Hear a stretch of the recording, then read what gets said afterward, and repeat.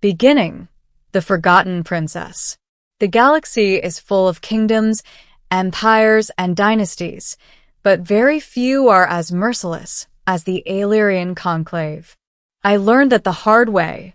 My name is Taryn Cade, a mid-level explorer and trader from the neutral world of Celestor Prime. I've traveled through more star systems than most diplomats, but nothing could have prepared me for the story of Princess Leora Valen. Leora was born into the royal house of Illyria, a powerful planet that ruled over dozens of colonies in the Outer Rim. Her childhood was gilded with privileges, floating gardens, personal instructors, spacecraft simulators, but her value in the eyes of her family always came down to one thing: her ability to produce heirs. That was her doom. From the day she came of age, the council whispered that she was barren, a defect in the royal line. They called it quietly at first, but the rumors spread like wildfire. Advisors suggested she be married off to minor nobles or sent to ceremonial duties, anything to avoid contaminating the family's bloodline. By the time I arrived at Valora Station, orbiting the neutral planet of Drahim, Leora had been given away in the most political sense, promised to a minor lord in exchange for military alliances, treated like a diplomatic commodity rather than a human being.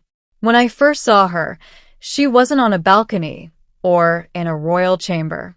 She was sitting alone in the observation deck of the station, staring at the stars.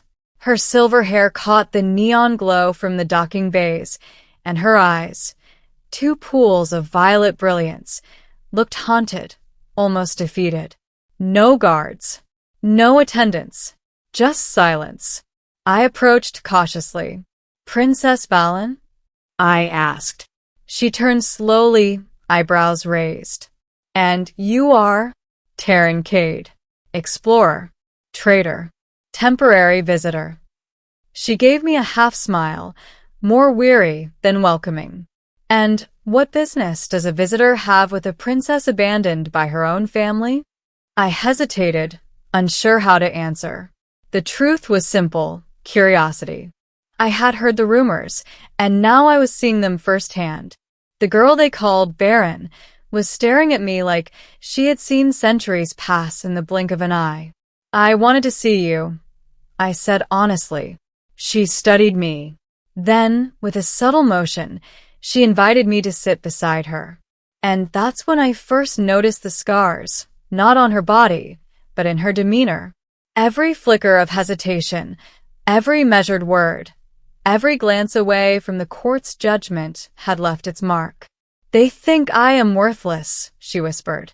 "My own people, my own bloodline, they think I am worthless because I cannot produce an heir." I shook my head. "Worth isn't measured by that. Anyone who says otherwise is blind." She looked at me, startled by the sincerity in my voice. "And what would you know of such things, traveler?" "I know what it's like to be judged by what others expect you to do," I said. "And I know that their perception doesn't define you." For the first time, a flicker of something, pride, maybe defiance, surfaced in her eyes. "Perhaps," she murmured. And in that quiet, floating observation deck, a seed of something dangerous and beautiful began to grow.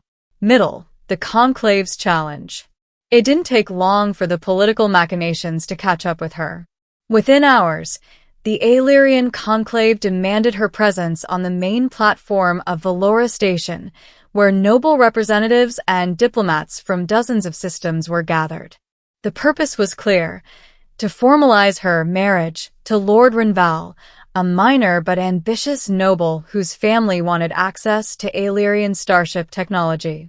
The hall was massive, domed with translucent crystal that showed the stars beyond. Hollow displays projected her lineage, her failures, and her supposed incapacity to continue the royal line.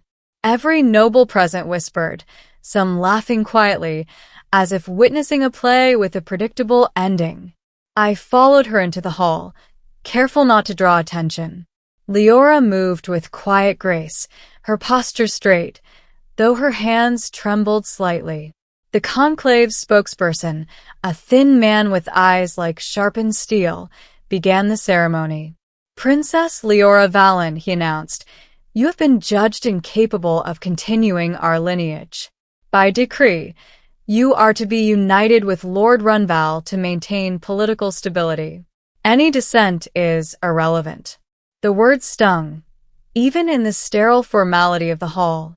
Leora's lips pressed together, her eyes burning, but no one expected her to act. Except me. Before anyone could react, I stepped forward. My voice was loud, clear. "I object." The hall froze. Every noble turned to look at me.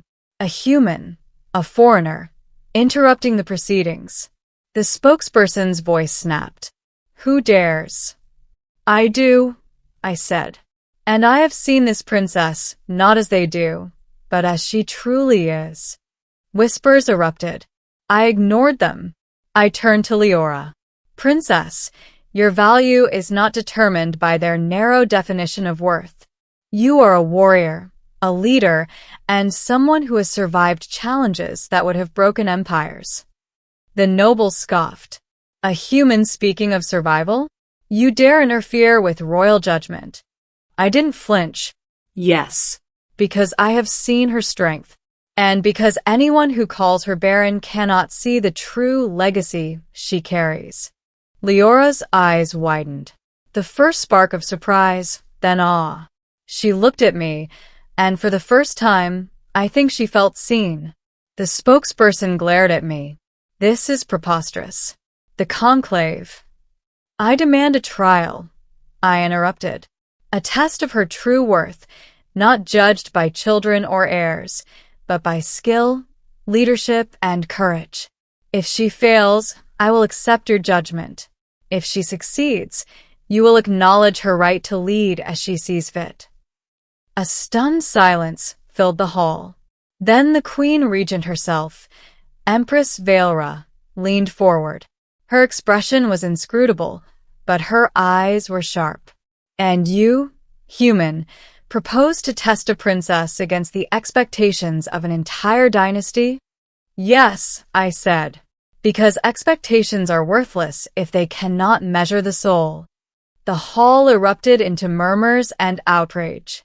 Some nobles shouted protests. Others whispered that the human was insane. But the Empress raised her hand, silencing them. "Very well," she said.